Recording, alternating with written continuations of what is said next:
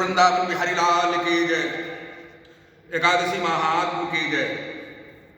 उत्पन्ना एकादशी महात्म मार्ग शीर्ष कृष्णपक्ष। श्री सूत जी बोले, मुनियों में विद सहित इस एकादशी का महात्म को भगवान मुनियों से श्री कृष्ण भगवान ने कहा था। भक्तजन ही इस व्रत को प्रेम पूर्वक सुनते हैं और इस लोक में अनेकों सुखों को भोगकर अंत में विष्णु पद को प्राप्त करते हैं। श्री सूत जी ने पूछा, है प्रभु, इस एकादशी का व्रत का महात्म क्या है? इस व्रत को करने से क्या पुण्य प्राप्त होता है? उसकी विधि क्या है? सो आप कृपा पूर्वक कहिए। ऐसा सुनकर श्री कृष्ण भगवान ने कहा, अर्जुन, सबसे पहले हेमंत ऋतु के मार्गशीर्ष महीने में कृष्ण पक्ष की एकादशी का व्रत करना चाहिए। दशमी की शाम को दातून करनी चाहिए और रात को भोजन नहीं करना चाहिए। एकादशी को सुबह संकल्प नियम के अनुसार कार्य करने चाहिए। दोपहर को संकल्प पूर्वक स्नान करना चाहिए। स्नान करने से पहले शरीर पर मिट्टी का लेप लगाना चाहिए। चंदन लगाने का मंत्र इस प्रकार है, अश्वक्रांते रथक्रांते विष्णुक्रांते वसुंधरे उद्धतास वराहेण कृष्णेन सतबाहुना मृतिके हर में पापम यन्मया पूर्व संचितम त्वया हृदयेन पापेन गच्छाम परमाम गतिम। स्नान के बाद धूप दीप नैवेद्य से भगवान का पूजन करना चाहिए। रात को दीपदान करना चाहिए। सत्कर्म भक्ति पूर्वक करने चाहिए। उस रात को नींद और स्त्री प्रसंग को त्याग देना चाहिए। एकादशी के दिन रात्रि में भजन सत्संग आदि शुभ कर्म करते रहना चाहिए। उस दिन श्रद्धा पूर्वक ब्राह्मणों को दक्षिणा देनी चाहिए और उनसे अपने गलतियों की क्षमा मांगनी चाहिए। धार्मिक जनों को शुक्ल पक्ष और कृष्ण पक्ष की दोनों एकादशियों को एक साथ समझना चाहिए, उन्हें भेद नहीं करना चाहिए। ऊपर लिखी विधि के अनुसार जो मनुष्य एकादशी का व्रत करते हैं उनको शंखोद्वार तीर्थ दर्शन करने से भी अधिक जो पुण्य मिलता है, उससे भी एकादशी व्रत करने के पुण्य के 16 भाग के बराबर भी नहीं है। व्यतिपात योग में संक्रांति में तथा चंद्र सूर्य ग्रहण में दान देने से और कुरुक्षेत्र में स्नान करने से जो पुण्य प्राप्त होता है वह भी एक पुण्य मनुष्य को एकादशी का व्रत करने से प्राप्त हो जाता है। जो फल वेदपाठी ब्राह्मणों को 1000 गोदान करने से प्राप्त होता है, उसे 10 गुना अधिक पुण्य एकादशी का व्रत करने से प्राप्त होता है। 10 श्रेष्ठ ब्राह्मणों को भोजन कराने से जो पुण्य प्राप्त होता है वह एकादशी पुण्य के 10वें भाग के बराबर होता है। निर्जल व्रत करने का आधा फल एक बार भोजन करने के बराबर होता है। कोई सा एक व्रत जरूर करना चाहिए। एकादशी का व्रत करने पर ही यज्ञ दान तप आदि मिलते हैं, अन्यथा नहीं। अतः एकादशी को अवश्य व्रत करना चाहिए। इस व्रत में शंख से जल नहीं पीना चाहिए। मछली सुअर तथा अन्य निरामिष भोजन एकादशी के व्रत में वर्जित है। एकादशी व्रत का फल 1000 यज्ञों से भी अधिक है। ऐसा सुनकर अर्जुन ने कहा, है भगवान, आपने इस एकादशी के पुण्य को अनेकों तीर्थों के पुण्य से श्रेष्ठ तथा पवित्र क्यों बतलाया? यह सब विस्तार पूर्वक कहिए। भगवान बोले, हे अर्जुन, सतयुग में एक महाभयंकर दैत्य हुआ जिसका नाम मूर था।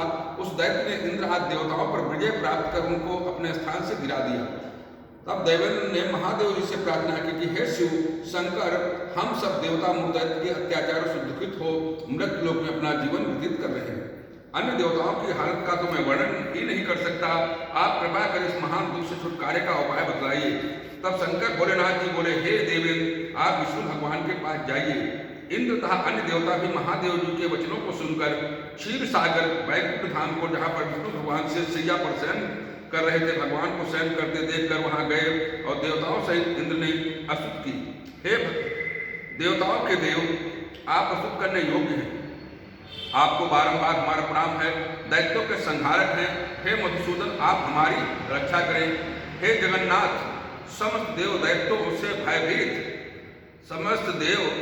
से भयभीत होकर हम सब आपकी शरण में आए। इस समय दैत्यों ने हमें स्वर्ग से निकाल दिया है और हम सब देवता पृथ्वी पर विचरण कर रहे हैं। अब आप हमारी रक्षा कीजिए। देवताओं के द्वारा करुणापूर्ण वाणी को सुनकर विष्णु भगवान बोले, हे देवताओं, वह कौन सा दैत्य है जिसने देवताओं को जीत लिया?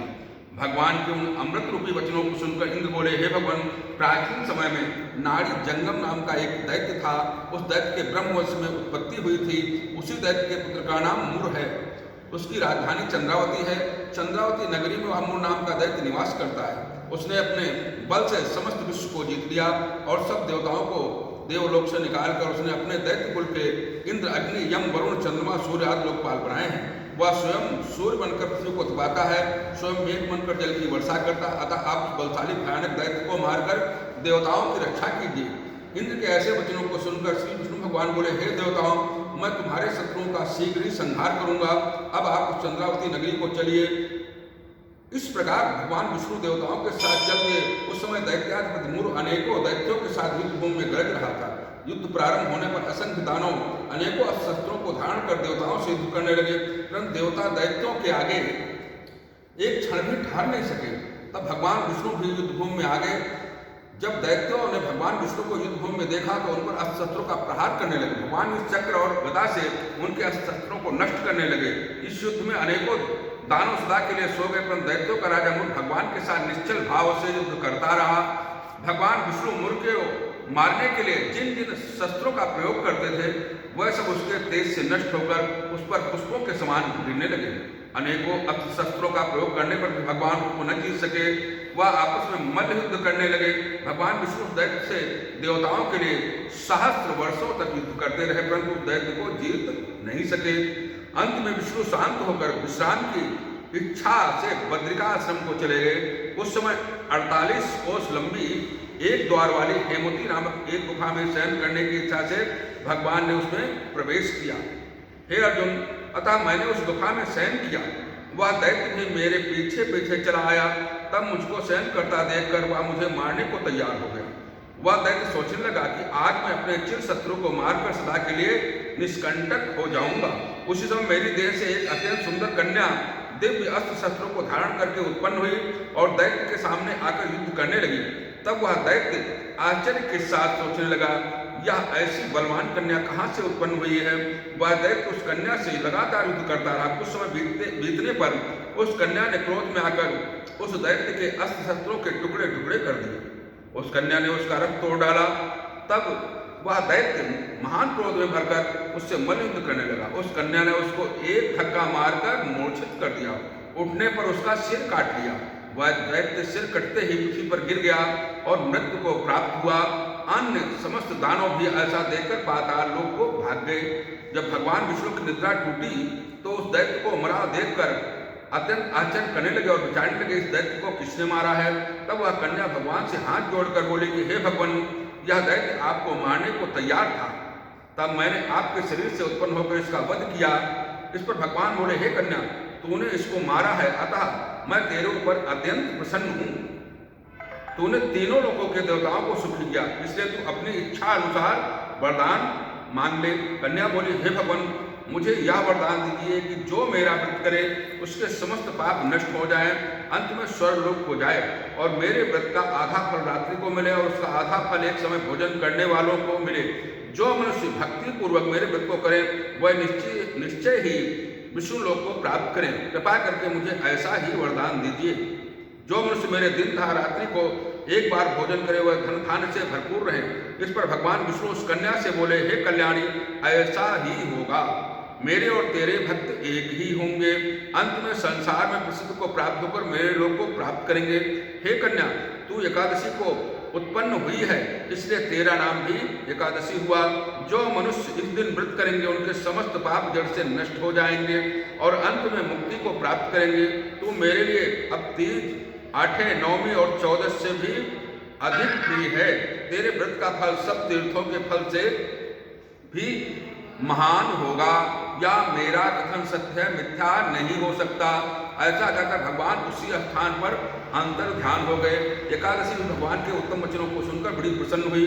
भगवान श्री कृष्ण बोले, हे अर्जुन, सब तीर्थों सब व्रतों के फल से एकादशी का व्रत का फल सर्वश्रेष्ठ है। मैं एकादशी का व्रत करने वाले मनुष्यों के शत्रुओं को नष्ट कर देता हूँ और उन्हें मोक्ष देता हूँ। अन्य मनुष्यों के विघ्नों को मैं स्वयं ही नष्ट कर देता हूँ। हे अर्जुन, या मैंने तुमसे एकादशी की उत्पत्ति के बारे में बतलाया है। एकादशी का व्रत समस्त पापों को नष्ट करने वाला और सिद्धि को देने वाला है। उत्तम मनुष्यों को दोनों पक्षों को एकादशियों को समान समझना चाहिए, भेद नहीं करना चाहिए, उनमें भेदभाव मानना उचित नहीं है। जो मनुष्य एकादशी का महत्व को श्रवण एवं पठन करते हैं उनको अश्वमेध यज्ञ का फल प्राप्त होता है। बोलो वृंदावन बिहारी लाल की जय। एकादशी महात्म्य की जय। श्रीमन्नारायण नारायण नारायण, भजमन नारायण नारायण नारायण, लक्ष्मी नारायण नारायण नारायण नारायण नारायण सत्य नारायण नारायण नारायण। वृंदावन बिहारी लाल की जय। काशी महा